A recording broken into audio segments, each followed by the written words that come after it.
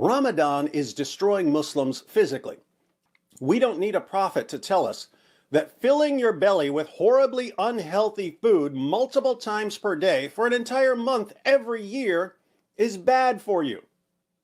There's a sharp rise in hospital visits during Ramadan, many of them due to digestive problems. There's a surge in uncontrolled diabetes cases because of Ramadan.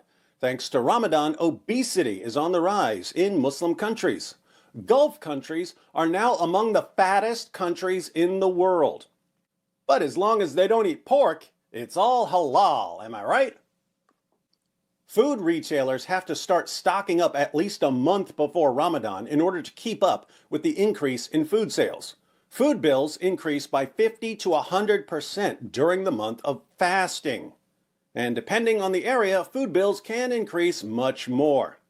Medical journals still find this confusing.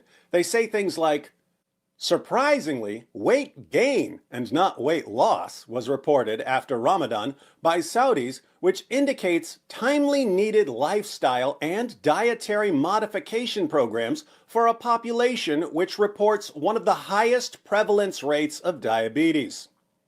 Yes, shocker. A month of binge eating every year leads to health problems. There are tons of studies reporting these kinds of issues. Ramadan, the holy month where over 1 billion Muslims fast. But critics claim it destroys Muslims physically.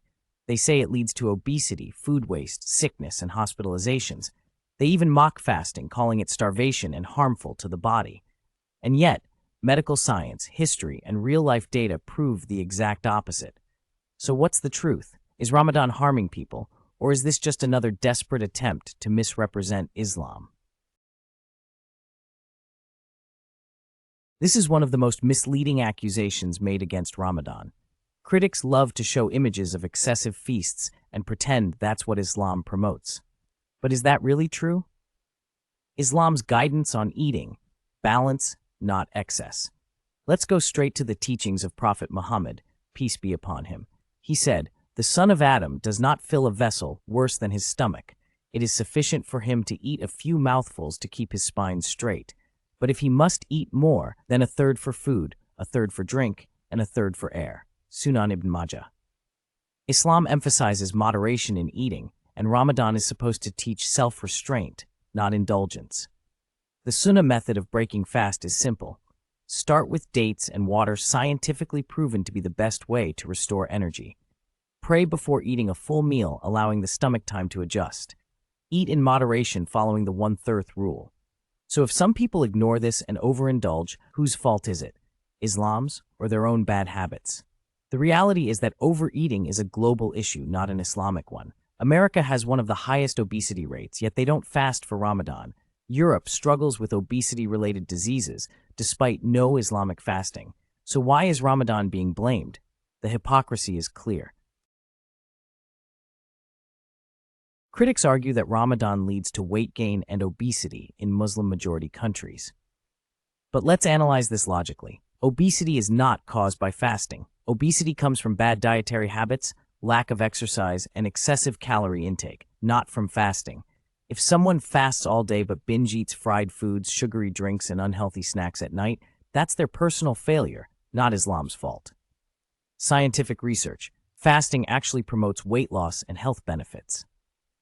Intermittent fasting, which is very similar to Ramadan fasting, has been proven to burn fat and aid in weight loss, lower cholesterol levels, improve insulin sensitivity, reducing the risk of diabetes, reduce inflammation in the body, increase lifespan by improving cellular repair processes. Even top fitness experts recommend fasting for weight management. So why do these Islamophobes claim it's harmful? The truth is simple. People who fast properly during Ramadan often lose weight and become healthier. People who break their fast irresponsibly and overeat junk food might gain weight. So is Ramadan the problem, or are bad habits the real issue?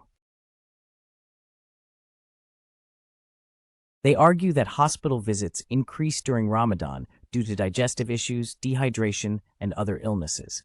But let's expose the facts. 1. The Quran allows exemptions for the sick. Allah does not force anyone to fast if it harms their health, and whoever is ill or on a journey, then an equal number of days are to be made up. Allah intends for you ease and does not intend for you hardship. 185. Islam is not about harming people. If someone is diabetic, sick, pregnant, elderly, and weak, they are not required to fast. 2. Most hospital visits are due to ignoring Sunnah guidelines. If someone overeats unhealthy food, whose fault is it? If someone fails to hydrate properly, is Islam to blame? If someone ignores medical exemptions, is that a problem with fasting or bad decision-making? People in non-Muslim countries also end up in hospitals due to overeating on Thanksgiving, Christmas, New Year's parties. Why don't critics attack those events? The double standards are clear. 3. Fasting has proven medical benefits. Scientific studies show that fasting resets metabolism, improves gut health, reduces the risk of heart disease, increases mental clarity and focus. So let's be clear, Islam does not force the sick to fast. Fasting is not harmful if done properly. If some people suffer, it's due to pre-existing conditions or ignoring guidelines. Critics claim food sales skyrocket during Ramadan, leading to food wastage. But let's analyze this fairly. Islam's stance on wastefulness. The Prophet Muhammad, peace be upon him, warned against wasting food. Eat and drink, but be not excessive. Indeed, he does not like those who commit excess. Quran 7. Ramadan actually reduces food waste in many ways. Muslims are encouraged to share meals and feed the poor. Food donations and charity increase. People become more mindful of their consumption. The real problem is individual behavior, not Islam. If Ramadan fasting is not real fasting, then what about intermittent fasting, which also allows eating in specific windows? Christian fasting, which often involves partial food restrictions? Jewish fasting, which lasts a single day? Why is only Islam's fasting attacked?